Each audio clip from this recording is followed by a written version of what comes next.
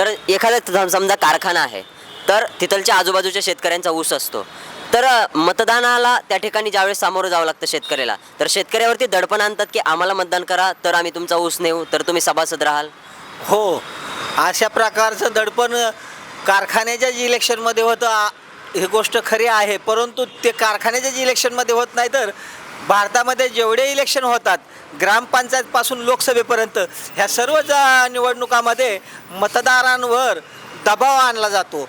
मतदानाच्या दिवशीसुद्धा अगदी ते मतदान केंद्रापर्यंत त्याचा पाठलाग करत जातात, आम्हाला मत दे, आम्हाला मत दे, आम्हाला मत दे. अच्छा, म्हणजे मानसिक दबावाखाली मतदाराला मतदान करावं लागतंय की यांना जर आम्ही मतदान नाही दिलं तर हे आमचा ऊस घेऊन जाणार नाहीत आणि ते नुकसान होईल. तसंच करतात. कारण हे कसं आहे की त्या कार्यक्षेत्रामध्ये आता ऊसाचा दर आहे 3400 रुपये प्रति टन, पण दिला किती जातोय? हर्षवर्धन पाटलाचंच उदाहरण घेऊ, 1920 रुपये दिले त्यांनी. आता हे या वर्षाचं आहे. हां, मागच्या वर्षीचे. ह्या वर्षाचे तर अजून दिलेच नाही. कारखाना 2 कारखाने आहे, एक मिल 9000 मेट्रिक टन पर डेचं क्रशिंग करते. आज त्या कारखान्याला 2 महिने झाले चालून 1.25 लाख टन क्रशिंग झाले तिथं. हे यांचं काम आहे लक्ष देणं, का नाही सुरू झालं? राज्य सरकारने यांना पैसे दिले, जवळपास 150 कोटी रुपये राज्य सरकारने दिले.